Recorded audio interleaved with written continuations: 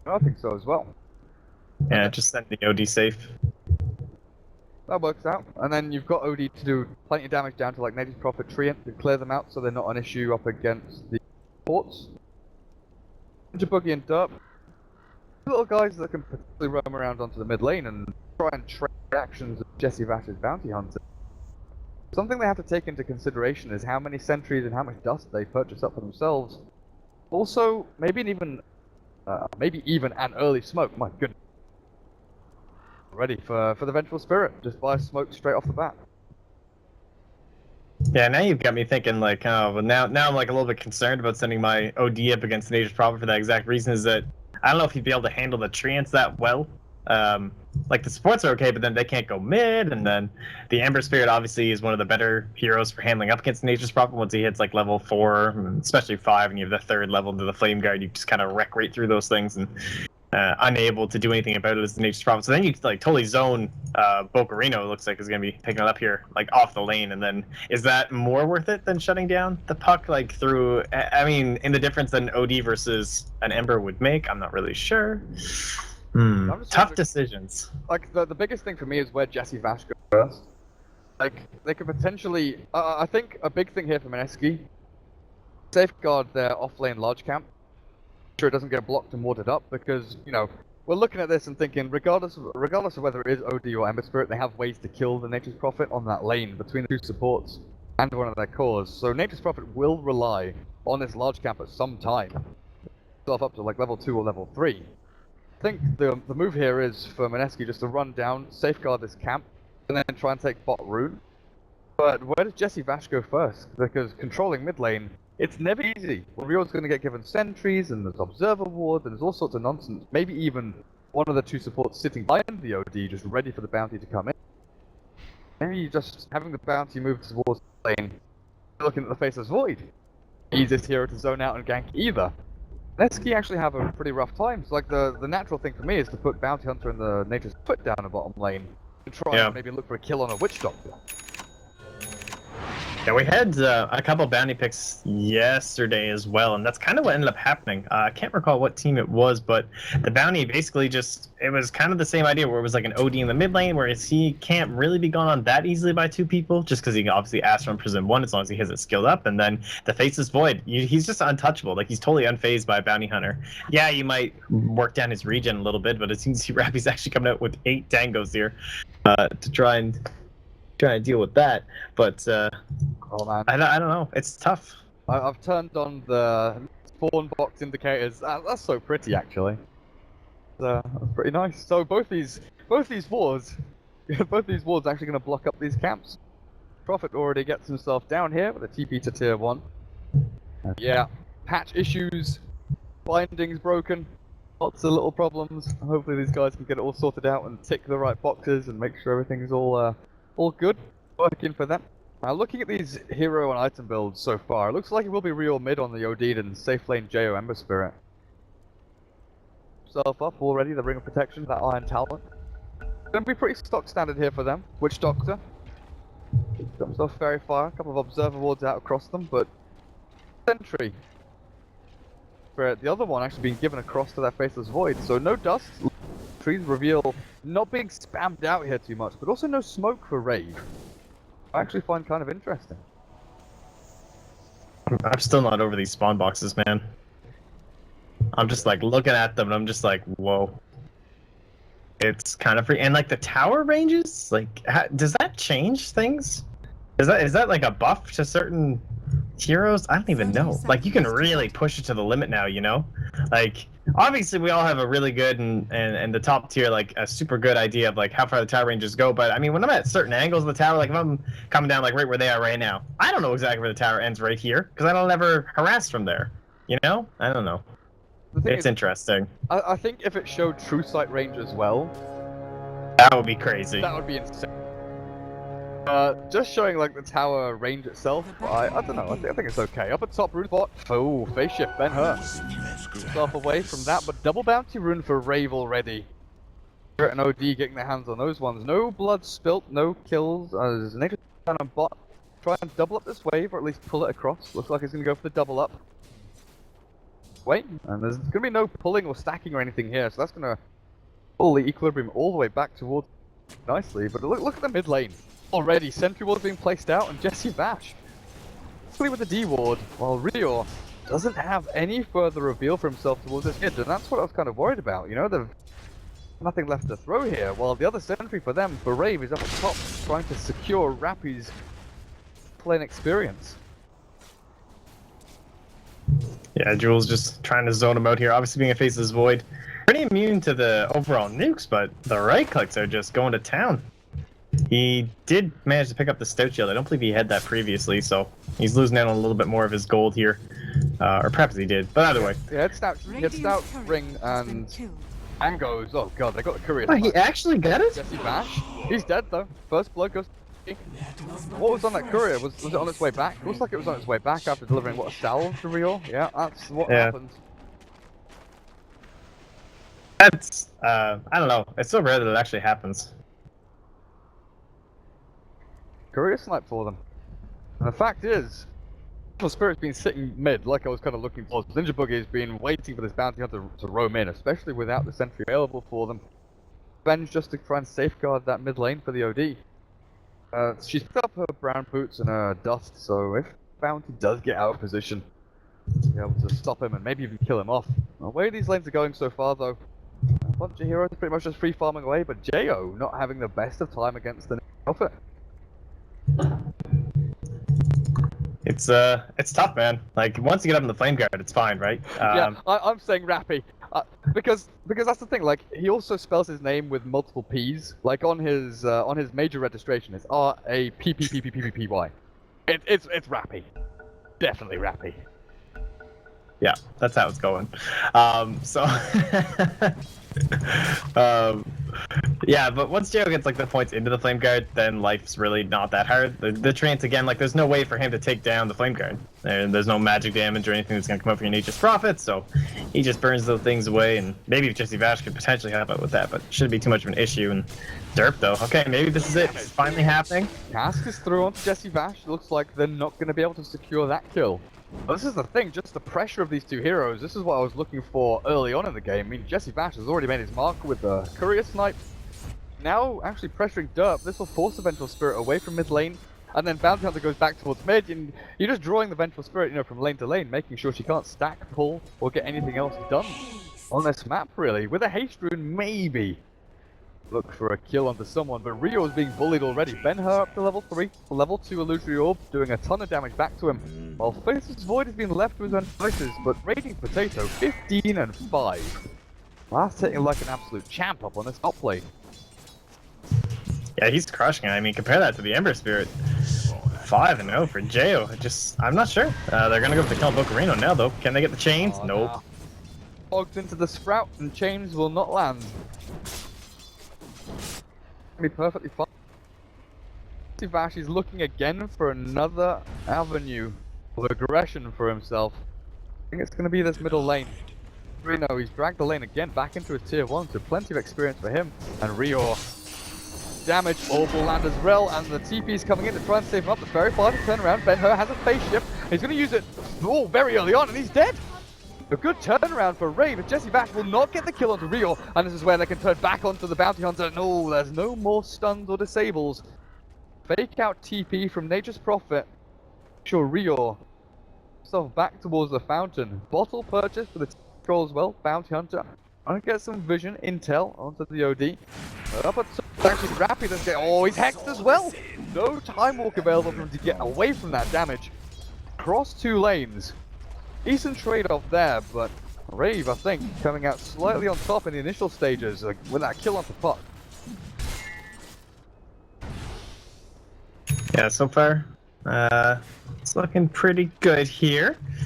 I don't know, like, where do we go? I'm kind of figuring out, like, Jesse Vash, he's getting that impact that we kind of looked at, right? Like, he's doing okay. They obviously were able to zone with the Witch Doctor a little bit, still a little higher than the Bounty Hunter himself, though. He did get that courier, probably helped with the mid lane a little bit. And how shut down is Rior, though? Like, he's tied up with the Puck, you're not getting that pressure in there, and is the Bounty Hunter going to be able to get enough levels to actually get into things like the track relatively soon? Like, he's still level 2.5. I don't know. I'm not Like, why is this pick so good these days, you know? Oh, man. Yeah, maybe this is why. Trouble. Jesse Bash, there's the Maldic down, and Dub's going to get right clicked out. He doesn't have any real regen or anything left. Bash will lose his life there. Jail and Ninja Boogie. Serena keeping himself back. The Fountain. That's an okay trade. You know, you destroy Jail's farm, you drag him across off the lane. Losing the Bounty Hunter. Sure, he's 0-2-1 and doesn't get the experience that he really wants. Still just like alleviating the pressure off a couple of these other lanes. And he's just free farming away still. Yeah, that's probably the biggest impact that he's actually having here. Just the fact that he's going to be able to allow Raging Potato to just farm it up completely. I wonder if we'll be seeing like that Helm of the Dominator as well as the SNY again this time, or I feel like the Blink Dagger is just going to be so good with the Puck as well as the Nature's Prophet. Like, one might think, well, they can actually set it up so he doesn't need the Blink Dagger, but to me it seems like the perfect Stormhammer is just so much more important than that extra damage a lot of the time. It's not level 6 yet. They don't commit for the kill though, not entirely. Knowing where these supports are sitting from Rave, but it's Boogie smoking solo up towards top. They're going to go for a kill up here on Jules. Well, it's the other way around so far with the Hex into stun. I think Rappy, Stormhammer, damage output's good, the Time Warp not available, and the Vengeful Spirit gets the lane but realizes there's no one here to help her out or do anything with. Hey, you can get a little bit of tower love with your God Strength. Go farm up some creep if you'd like. So, Raging Potato, he is crushing it right now. He's 1,200 ahead. Bocarino caught with the chains. Good Nice. stun through from Rave. Jo takes a lot of harass here from Jesse Bash. There's no Shuriken. Going for level 2 in Shadow Walk, which is honestly very unusual. Radiant's middle tower. You know, it's quite often like the 3-1-1 build. You go into your track. The level 2 Shadow Walk, I'm not sure what this do you over the Shuriken nuke damage. I guess. Yeah, I don't know. I guess like the bonus damage. Maybe did he try it? No, there's no way that's gonna be. I don't know. I mean, sometimes you'll see just because of the duration, right? It helps out with the mana and everything, but that is pretty unique for like the support bounty. It used to be kind of a thing for like offlane bounty. It was more common because you weren't really looking for the kills and you knew the levels were coming faster. But he doesn't really know. Time, everything, yeah. Yeah. Well, You not really know when it's coming here. Rior starting to take control of this mid lane. He's already 900 net worth ahead of this Puck, and Ben Hur is not having the greatest of times. Oh god. Next starts to get down on bottom lane. Oh, just looking towards mid because Vengeful Spirit's ready and waiting to come in from the side. Ben Hur reaches up with that nice little buff rune. Boogie not going to be able to do anything just yet. Towards mid. Takes a couple down and make sure that the Bounty Hunter not making his rounds. That will devour her. Wonder what this Void does though, now he's hit level 6. Is this a period of time where you go looking aggressively for kills on the Puck?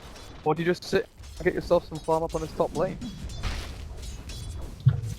Well, he has the Witch Doctor, so maybe if Derp like gets level 6, they could smoke up and make some sort of a move together, and that would be more likely.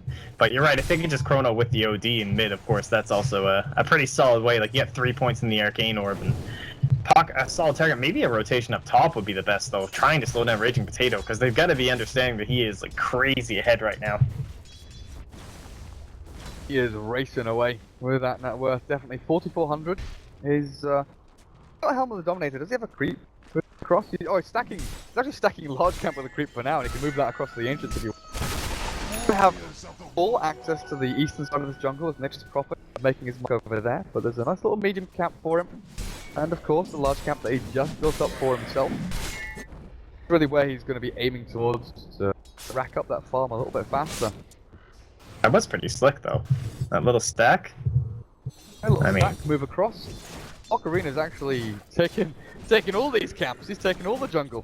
Span not going to be too happy about that one. But with the Lion getting himself some levels, Jules closing in on level 6, a Finger of Death. Definitely going to be imperative. But just like you said, Rappy is the smoke on the Vengeful Spirit and the Faceless Void, looking for the gank mid with that Chrono. Will Ben Hur get caught out? It looks like he's going to be in a lot of trouble. Jump forward, Chrono down. Trouble is the OD doesn't have the range to get the damage in. Ninja Boogie will land the stun. There's no phase shift and the damage is there. Just about as Jo jumps in. Gets some assist gold on top of it. Making himself very active so far in this game. In fact, he didn't get anything. He didn't get any assist gold or experience from that. He wasn't close enough. He came for the pride. It's like, I helped, guys. It's fine. I was here. I was there. When we Now he's the lane tax. You know, and steal all the creeps. Dire's middle tower is under attack. Once does open up Nature's Prophet, as well as the Bounty Hunter to control down on the bottom lane. Rappy has swapped out these lanes as well, moving here on his own. Spirit, what are you up to? Taking out Ancients. Reward is down to up that camp, but it's a tier 1, tier 1. Raging Potato, TP's coming in thick and fast, and Mouse comes to Jules, the stun onto Ninja Boogie, but he's already got his magic missile out, and Jules dropping very low with the Storm Hammer through. Rior, he's got his ultimate, he might want to just throw it, Jules might pop even to the Maledict, Raging Potato, he's going to try and sprint himself away from this with a jump forward. Jo, Sharing Chains of the spin, and they've caught him, they'll slow down his farm. The Lion escape. Active Fountain, like he's fine. Yeah, he had a Fairy Fire. It was barely survived. 30 HP left. Got the tier 1, so it was a tier 1 for tier 1, but Sven dying there. Stopped the majority of his Yasha, but there's no ancient stack for him to jump back onto, and this tier 1 mid, Rave are going to defend this with full force. Rappy, no Chronosphere available, but just his presence will make sure that Mineski cannot do too much more damage onto it. Yeah, it's only 30 more seconds to that Chronosphere as well, and guess who just hit level 6? It'll be Derp, so he's gonna have the Death Ward. And this is a really good game for Faceless Void to be active. Like, much more... Okay, I just got the call down thing in my head right there. Jeez, I accidentally clicked the tower, and I was like, whoa, what? Alright, anyway, it's a good game, right? Like, he's going to be creating space for an Ember, creating space for an OD. It's not necessarily where there's... Sometimes you have other heroes almost buying time for the Faceless Void, you know? Like, where he's kind of AFK farming with the Iron Talon, trying to get into those bigger, like, the Blink Dagger and everything, but... This game, I feel like he gets to be a lot more active. He has the great supports and obviously the great supporting cast of the OD to help with that. And Raging Potato was the one who was next on the menu. And they're looking for baked, roasted, diced, fries. I don't know. How do you eat a Raging Potato? I think you go with the wedges. You go with the wedges. Chrono into slam. Yeah, just put the Death Ward down. No point in sanity eclipsing. Secure the kill. Which one's getting that gold? Oh yeah.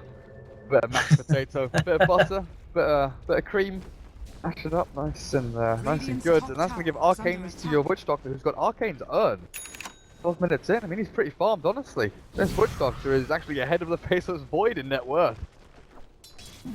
He's still trying to build himself up, and Jo, he's going to jump away actually with a Remnant, getting himself back to safety, and that's a full 3-man commitment there with the Dream Coil as well.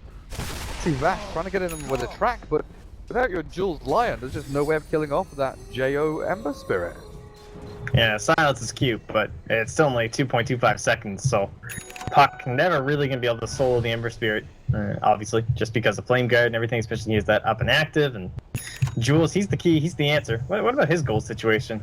Pretty poor. He is kind of like the 5, I guess? I don't know. I don't like Lion in this kind of position. He needs so much farm. Going on here, Jay has actually jumped himself across, and a finger of death from Jules to clear him up, but the rest of Rave scrambling to try and find any counter kill here. The swap back will take Bokarina back into that arms of Dub, trying to land the Maledict, will get it down.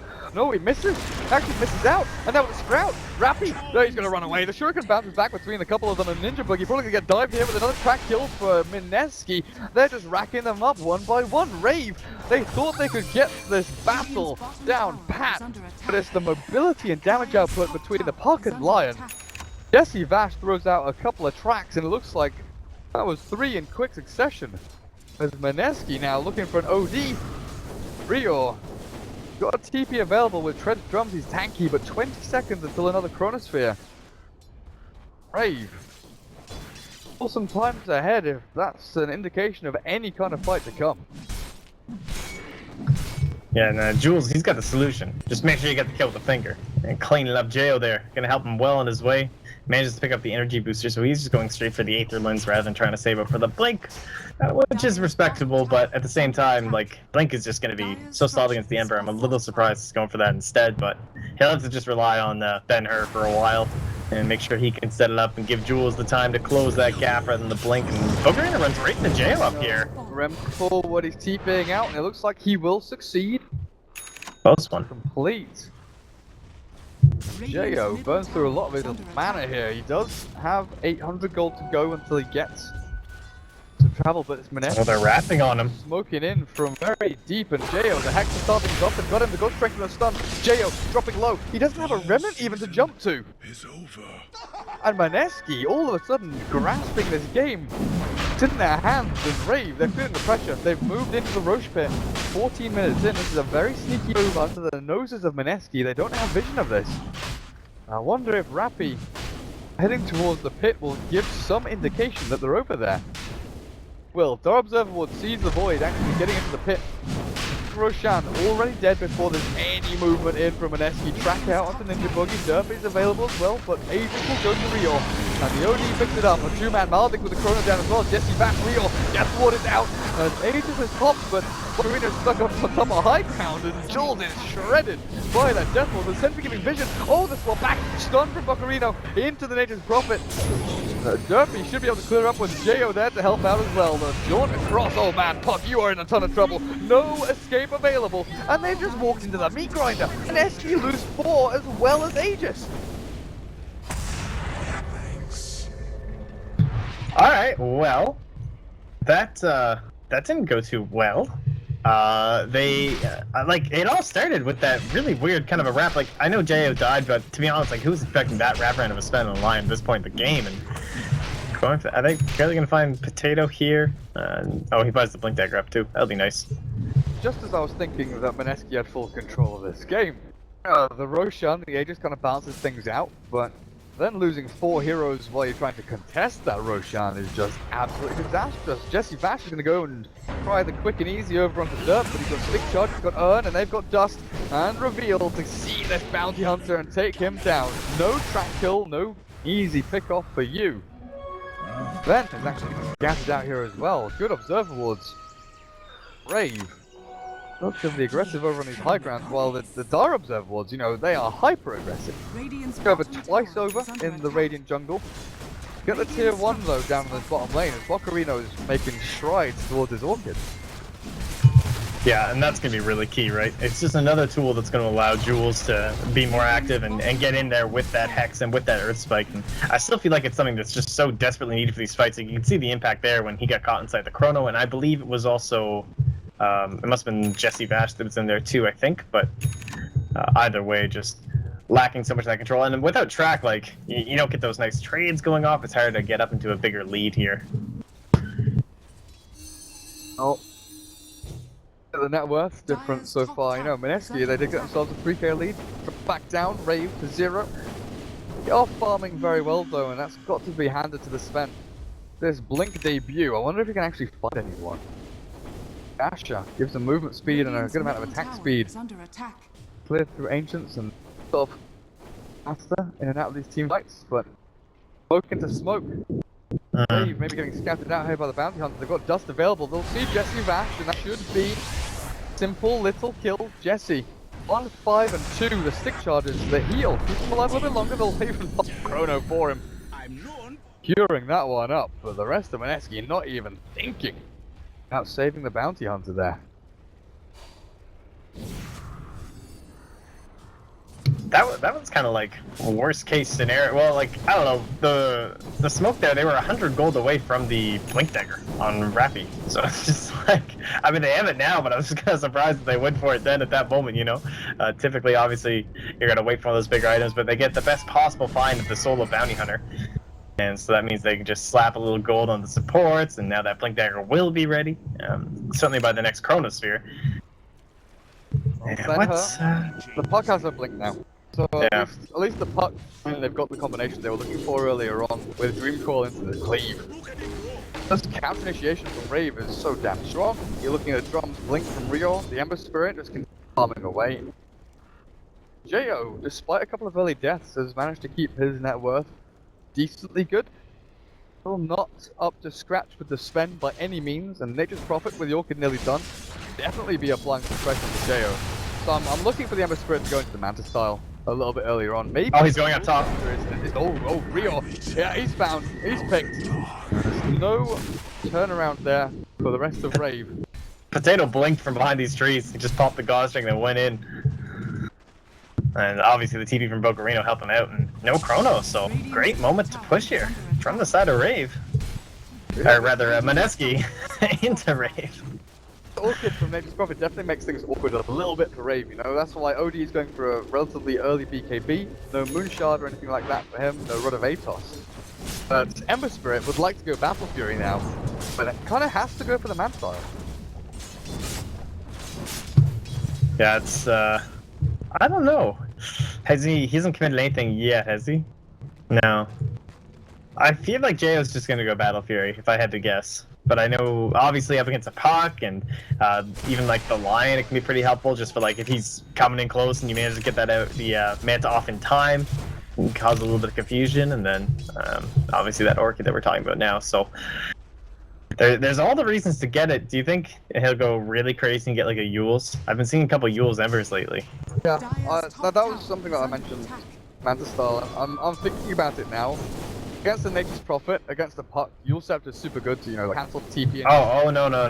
Oh no. I mean on the Ember. Yeah. Oh, okay, sorry. I thought you were talking about the puck for a second. Against the puck and against the Fury, and I think to disrupt their mobility and cancel TPs and stuff, Yules and Ember is super good. Like, not just for the defensive capabilities that you're kind of looking at, get out of silences, and it secures you a remnant. You know, there's one way they could potentially maybe catch the Ember Spirit. With the Orchid. It's still just that Jules into instant remnant out. It's difficult to try and actually keep him on lockdown. But for now, it's going to mirror each other as Dire up on the top third of the map, farming through their own jungle. The baiting game here is Rave. They've got the Blink Void and they're trying to drag Mineski into a fight that's not going to be comfortable for them. This is a 5-man commitment onto a tier 2 bottom lane, so it's definitely going to be Mineski that get the upper hand of this as they're farming across 2 lanes. Yeah, and it is going to force back Rappy. And he's going to try and set up probably again in the trees, honestly. At least further back. They can see him though, so no reason to, you know. Don't go too crazy, guys. They're going to hop on bot. Man, it's just musical lanes. Everyone's flying everywhere. When are we going to get a fight here? Who wants to fight? It feels like although Rave were positioned there, I kind of thought that Mineski could kind of take it, honestly. They have a lot of catch potential and just the puck, the Nature's Prophet.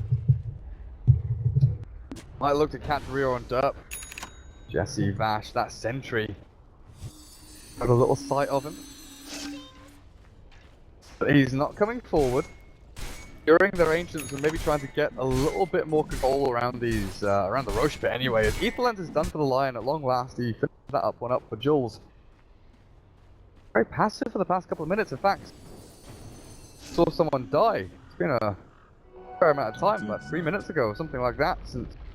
I think it was the pick top on Rior, I think. It's probably the last time someone actually went down. Battle Fury for Jayo. I think you were right in your assumption. Try and farm this one out, rely on the rest of your team, control people up.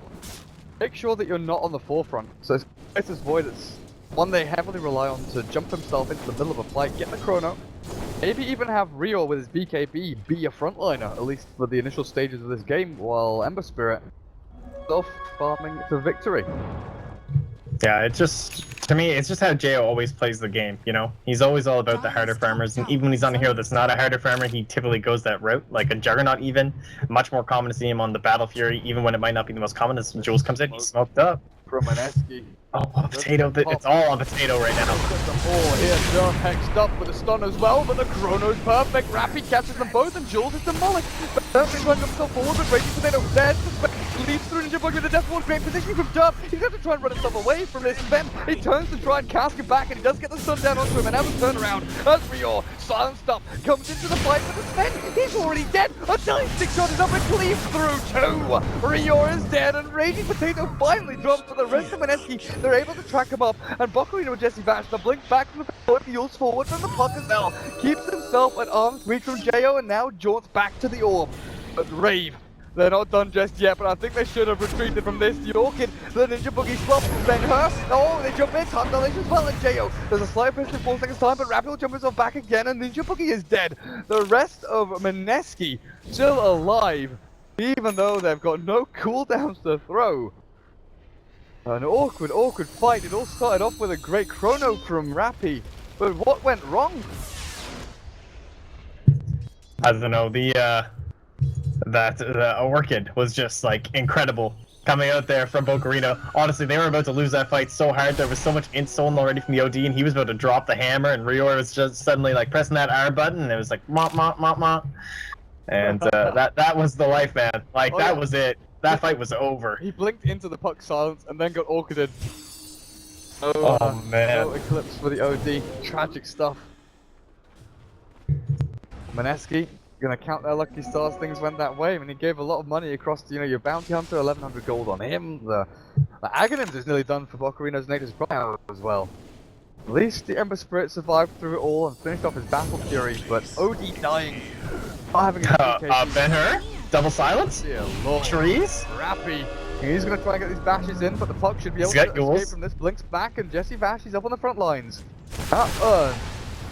Casual. Hello. Jeez, he was going in deep for that. The old haste rune, the classic, you know? You just feel like you're going in a little bit too deep. You can do whatever you want. But it's okay, he lived, so I guess he was correct.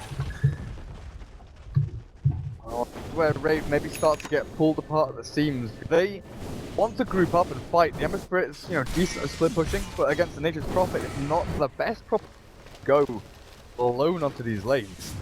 While the rest of them kind of want to group up with the Chrono combos. Rave might look to smoke up in the next 30 seconds or so, if they've got any left. They don't. 2 minutes until the next smoke comes up for Rave. And this is like this is the time. This is what we start to say, right, we smoke up, we go and find a pick, and then we move into Roshan to try and consolidate what they've got. Yeah, all the meanwhile, that gap is just closing here, in between the Sven and everyone else. Obviously, it's great that his Nature's Prophet is catching up. Not so great in the Ember Spirit. Now only about 4k behind. Obviously, that's going to continue to close as he gets closer and closer. You know, up from just the Battle Furies. He's around map farming. And how can they pick off J.O.? I mean, you have a puck, you have the Blink Sven, you have the Lion. I feel like that Blink Dagger was just so necessary. Like, I don't know if you can get the same ganking potentials from just a puck and an Aether Lens Lion. I feel like they need to kind of camp, you know what I mean? Try and find themselves. Yeah, like if they can get a couple of them just camping, waiting for that Ember. That might be the play here, but it looks like they're just going to try and get aggressive on the mid lane. Now, there was this ward, I believe that spotted, it at least spotted them going into that. Yeah, so there's a Ninja Boogie, just totally. Oh, they've got a Chrono available. Captain Sven has tried to get the Sven in the back. Off there, but oh god, Bocarino's actually TP'd into this aggressively. Dub gets dropped by the Figure of Death and the Nature's Prophet right click attack. Raging Potato, oh the Astral! He does look at his BKB off in time, and the fight in the back, and Jesse Bash getting dropped by KO. They've got the chains and the Slider Fist to take him out, and Jules tries to mana drain him down, but where's the Sven? Where is Raging Potato? Where is Jay? The BKB from Rio, it keeps him alive, but now the Eclipse, but he's still slammed to the ground by the big old Sven hammer. And J.O. silenced up through it all. He's gonna have to try and shoot himself through the trees pretty heavily. The Slider Fist and the chains as well, they're just flashing everywhere. Ninja Boogie feeling the wrath of Sven, but it's Rappy and J.O. They're kiting and controlling, keeping Raging Potato at arm's reach, and now looking for Bastion the damage with another remnant back from J.O. to TP the Fountain, heal up, and maybe re-engage into the fight. Rappy has another Time Walk. They've got the chains again, and Raging Potato has been shredded by this Ember Spirit, and the Faceless Void. Is there enough damage though? They'll jump forward again. The Sven is just trying to escape. All he wants to do is run himself away, but the Puck Orb not going to be able to save him from any of this. And my goodness, Rappy started off with a one-man Chrono, not the best, but it was the puck they caught, the team fight control, and then continues through with the jukes and jives. Absolutely gorgeous stuff from Rave. Yeah, there were so many little plays that fight as well. Like Rior cutting out the Sven at the beginning, he got to the pop of the God Strength, blinked away from the Stormhammers that came towards him. I mean, it was like face-to-face Stormhammer. I was pretty impressed he managed to get it off, but he did go down pretty fast after getting the hammer this time, mind you. So, still made an impact on everyone else in the fight, and just not quite able to clean up there from the Sven. I mean, it would have been pretty insane if he did, but it does mean Roshan, it's here. They have the Dream Coil, and Jules will have the Finger in a bit. They can definitely still contest this, but without your Sven, it's so risky. Oh man, they've got Chrono again on Rappy though. But he's packed out. Jules, holy shit! Goodbye!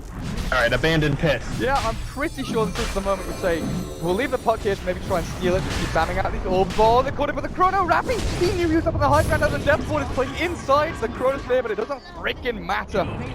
Killed off the puck and jumped back into the pit. In the meantime, though, Carino bot lane and up at top lane, Radiant's top these tower is under side lanes have definitely been pushed in very hard, so Rave have to hard commit for this Roshan up on the high ground. Mocarino, what the hell are you doing? TP's in, but Rappy clears him up, and the Sven Astral inside the pit. Rappy is bashed up onto the high ground by the bloody Roshan as Jay.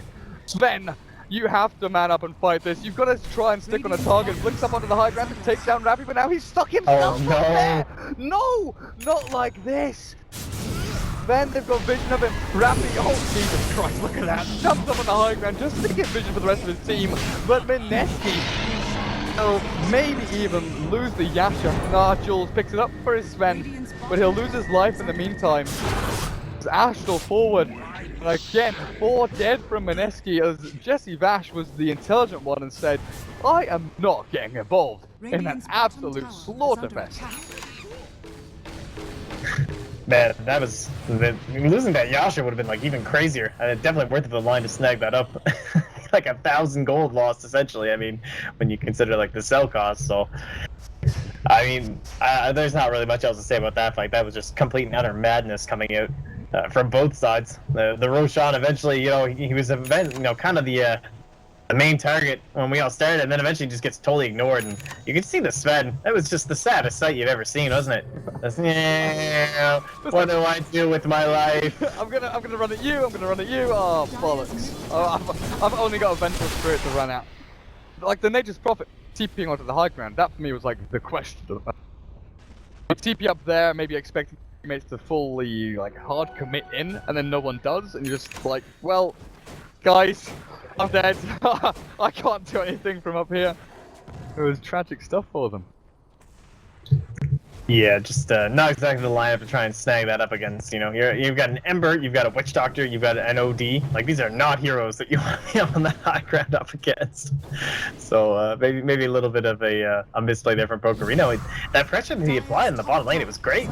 It makes you wonder, like, should he have just kept going? I mean, I guess in hindsight, it's easy to say yes.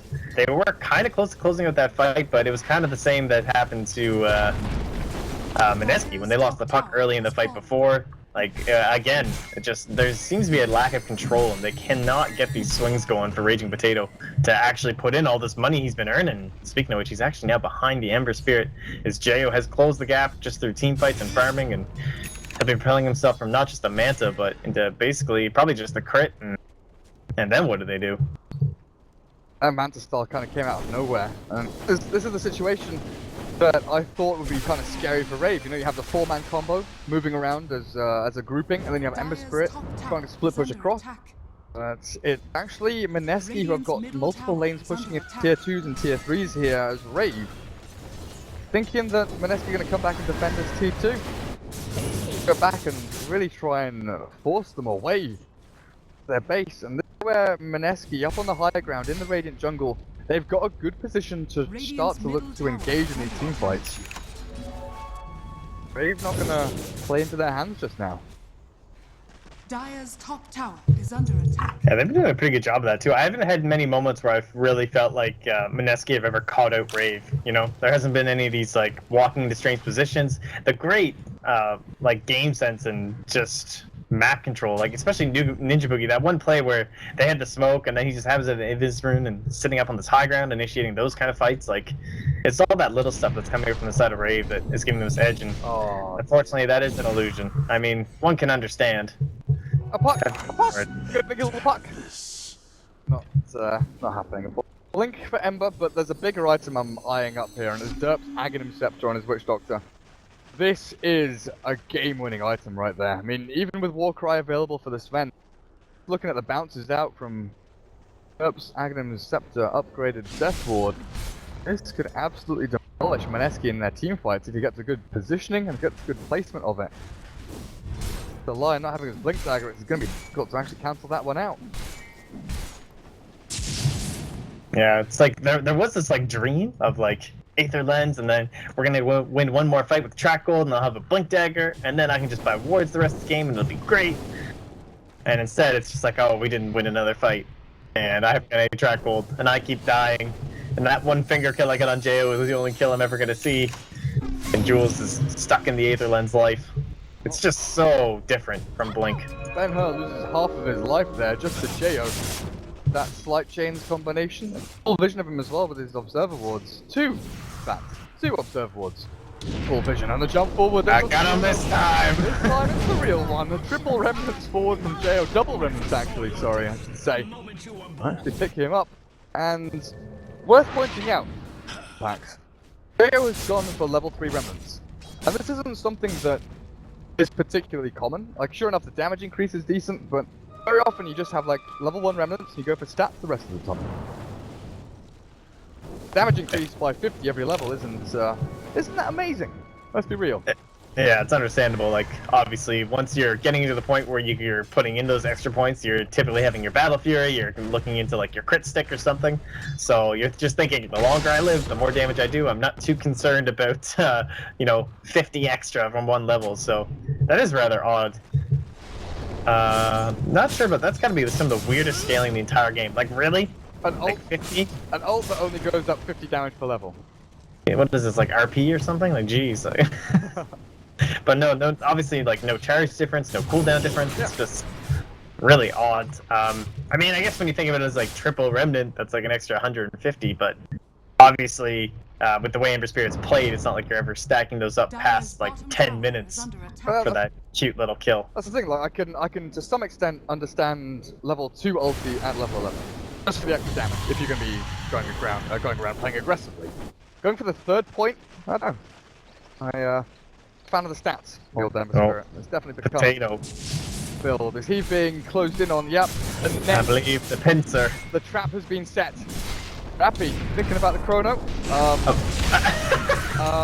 Well, that is the chronosphere. I can confirm he'll sprint himself away. Well, it's allowed him to escape. That's pretty good. He's gonna have to time walk himself out of this damage though. He's gonna blink Soul in 1 second time and then TP away. Interesting movement by Rappy.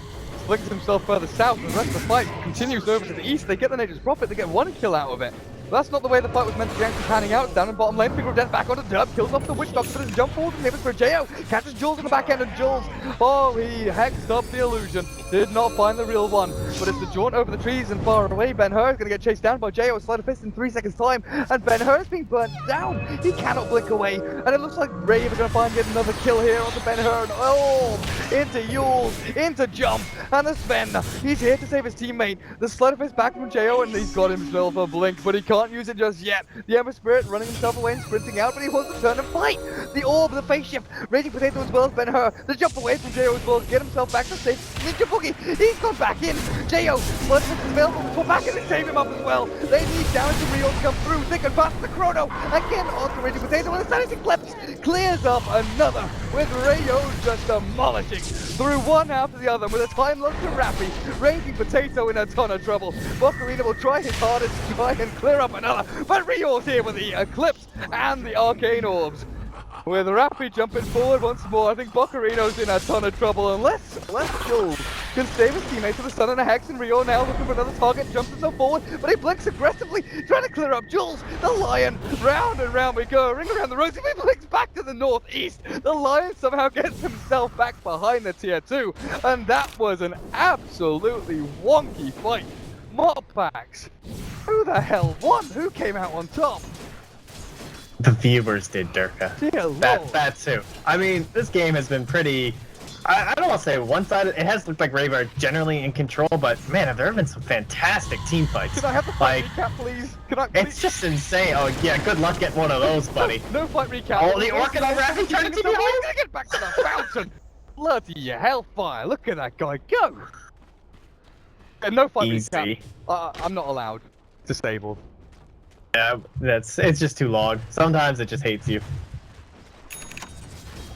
Oh man, jeez. Okay, so we had the chronosphere, and then that fight lasted so long we ended up getting another one. And so, like, how did that even happen? We went straight from that engagement up top to down there, and they like the Faces White must have ran the whole way. just there, you know. What a crazy game. Just blinking and time walking. We end up with like a 5-on-5 down in the bot. Not exactly the most common place for a 38-minute fight with no objectives really nearby. Speaking of Roshan back, very shortly. Start to de-ward everything out with a gem on Ninja Boogie. But keep this vision Dire's going. middle Crit tower for is Jayo's under done, attack. as well as an AC and a crit here for Raging Potato. They've got this Sven pretty stacked up so far. Jesse Vash, though, 2,200 gold to spend, and I guess it's going to be a blink for him. Going to finish Dire's off with the middle Guardian tower Greaves. is under Oh, actually, he's attack. going to go for the Force Staff. Try and get his teammates out of trouble if they do get stuck in the Searing Chains and all that nonsense. Yeah, I like. You can see where the Nature's Prophet's going with this, though. He realizes that straight 5-on-5 clash is not going to work for them, so Aghanim's Octarine try and draw Rave apart from each Dire's other so they middle don't have this tower is 5-man under combo. attack. But like, how effective is that going to be this game? I guess. Like Rappy going for the. It looks like it's going to be the Shivas. I guess. I don't know. I don't really know if AC is Lotus Orb that good this game. Oh yeah, it's probably game Lotus Orb actually on Rappy. Well, what? I guess they take off Track, Hex. It's, Yeah. it's pretty good actually. I think it's Just, like, pretty good. just those two is good. Yeah, that should be pretty solid. Yeah, they already have the Shivas up on Rior, and I don't think AC. Like, although it's kind of dreamy, you know, it's Yeah, I think Lotus Orb makes a lot of sense here. Roshan is alive, my friends. DD Rune is available, and OD will fix that. Excellent skill. But you look up at top, and you're right, Yeah. there. The Glyph is actually popped there very, very early on, because you look at bottom lane, Bocarino is taking bot tier 3. Roshan, okay, Rio and Ninja Boogie are taking this one out, but the rest of your base is being demolished. Mineski scared and worried about what they're getting themselves into. Secure that kill and back themselves away, it looks like, as OD, the Aegis, and Cheese goes to Vengeful Spirit. Man, you hear that Roshan die, and you've just got to be like, oh damn, you know? We should have gone further. We should have. Yeah, that's that one's gotta hurt a little bit there, but okay. So this Octarine core and the eggs, is it that good this game? Like, I'm kind of thinking, is Rappy just gonna buy into like a Maelstrom, and you have an Ember Spirit already too? Like, is it just a crazy amount of farm that you're handing over?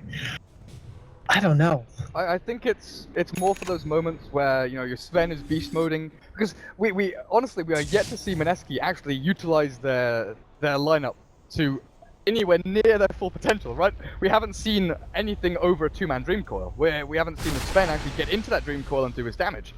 If Mineski can get into that position, and they have Nature's Prophet then split pushing another lane, maybe then TP Radiant's into the top fight. tower is under You know, there's all attack. these little nuances that Mineski haven't really utilized just yet. And if you do get these opportunities where you're maybe even just breaking even in a team fight, you have the Fury and split pushing away, and that's when Ember Spirit has to TP back. Then you're going to have Rave, who have already looked a little bit awkward when they've grouped up as 4 to go and take one objective, and they've only got Ember Spirit doing the rest of the work. Mineski can definitely abuse this. So I think it transcends the whole just the fact that Treants are going to get destroyed by Ember Spirit, because that's definitely the fact. That's definitely what's happening here. The cleave and crit from Jayo's Ember, Treants don't stand a chance. But it's more for those kind of little opportunities that Nature's Prophet can definitely abuse. Mineski can set themselves up for it. I mean, that's the key, right? You have to set yourself up for a team fight. You go for a smoke, get that vision down, and know where Rave is. Yeah, you talk about how they haven't quite got that combination. It really is true.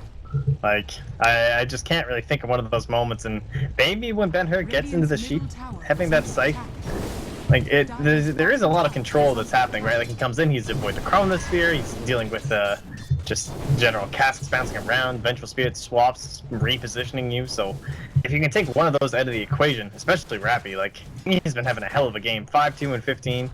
Always seems to get his Chronosphere off. I mean, yeah, he had the botch one up top, but honestly, the rest of them were just like on the absolute like edge of a Chronos. They've been sick. What do you mean botched? That was a zoning chrono.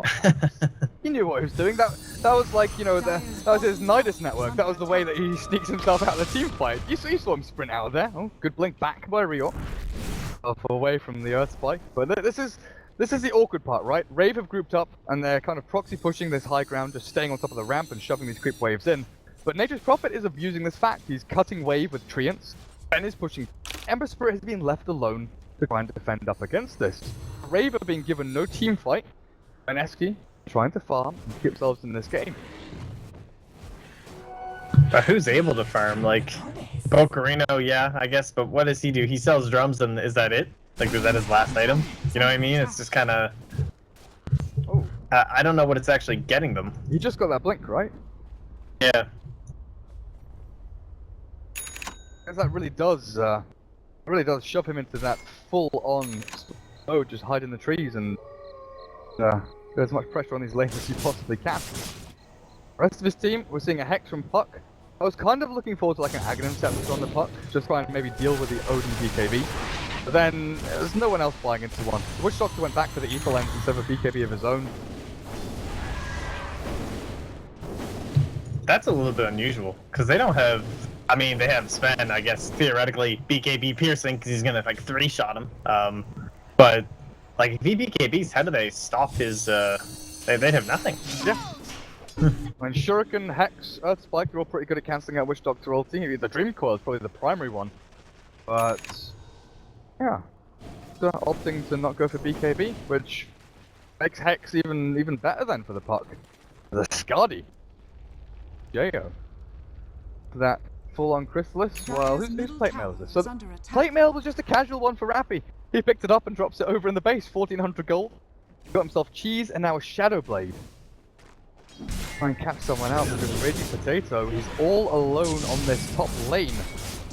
There's no real way of escape. Void is coming in here from the back end. Jayo treated. They're away. No real opportunity to go in for this, and the pings are actually being spammed out there, but Sven is already out. We're gonna get caught here by the Void. This is good from Mineski. Again, dragging Rave out of that comfort zone and trying to keep them at bay. With the gold strength there, because death is enough. Damage output from Mineski. Might even be forced to buy back at this point. Alright, this Ags Octarine is just like winning the game solo. This is ridiculous. They haven't itemized for it at all, and that Pierce is in there. The Rax is gone. Yeah. It's only the range, but... No, he tries to catch the line as well. The Ready Potato, the Death Ward down. Not going to bounce against to anyone, but Ben will. His life taken out. But middle lane, just look at these bloody treants. Jayo has to try and deal with them with a sleight of fist, cleaving through them all. It's just so bloody awkward. Yeah, this is like one of the traps teams fall into. I feel like Rappy, like, I'm really not feeling this Shadow Blade, I gotta say. Like, Lotus Orb I think would have been good, but now it's you would be thinking about the Maelstrom, the Mjolnir. This is the kind of stuff that you need against this Ags Octarine Prophet. Or how are you ever gonna get anywhere? But then again, like, can he even farm out on his own? Like, the Ember Spirits tried, the ODs tried, everyone's just dying to Jules plus Sven. He's always getting these stuns off. Oh my god. Can they... I don't know, like this graph is gonna look ridiculous, but we haven't gone anywhere this game. Considering it's 47 minutes, and we've only had the biggest lead of 7.5k-ish for Mineski, and now it's back over to Rave, and then back down to Mineski. I just don't even know, like, how this game ends. It feels like Rave are just gonna be pushed in, and it's gonna rely on maybe a disastrous fight from Mineski. And in the team fights, it has seemed like Rave have had the better coordination and the better execution. It's just these pickoffs continuously by Jules that are keeping them in this. They're going to have Hex on this Nature's Prophet as well soon, so not only does he transition away from this pushing machine with all these little treants coming in, fighting Menace on top of all of this, and it's a very mystic smoke here from Rave. Themselves into dire jungle as Lion and Bounty Hunter are the only heroes that they could potentially catch out, actually. Tier 2 up at top, looks like it's a simple pick off there. Jules will walk into the open mouth of Rave though, he wants to farm up at top lane. Pop the smoke there, he jumps on the high ground and they don't know where he is. Wolf staff over, down onto the low ground, still on top of the ramp though. Tier 2 will drop, but you look at the rest of the map, man. Tier 3 and Rax up at top getting pushed out. Nature's Prophet TP's into the little trees, little nooks and crannies over there to the side. Jayo, once more, has been left alone. Spend his he's gonna see him! Bocarino. Jayo, hello? There we go, there's a slight change in Bocarino. Silences turns around, but he's got him. He's got him. Ember Spirit will find it, but in the meantime, oh, the glyph coming through in time. Full lane Arax though going to go the way of the Sven is up at top lane. The rest of Rave are having difficulties breaching high ground and they're TPing back to try and fight the Dream Coil, already expended actually by Ben Hurth, and nothing to cancel out TPs here, and they're jumping forward onto the Sven. Oh, it's all pulled down. He's going to get taken out. Astral cancels the TP, and Rave with the Death Ward, Raging Potato. Not going to last long in this world. Will be sent back into the next. TP in top lane now, Ben Hurth. Ben-Hur, the buyback from Nature's Prophet, going to jump forward again. The three of them, Jo, Rappy, there's a chrono in 15 seconds. This is where Rave turn the tides of the battle and maybe tries to swing things in their favor once more. Oh man, it's just like the Ags, the Octarine. It did so much for them. It pushed out these lanes for so long. It was like this was the map. Oh, they've got Jesse Bash.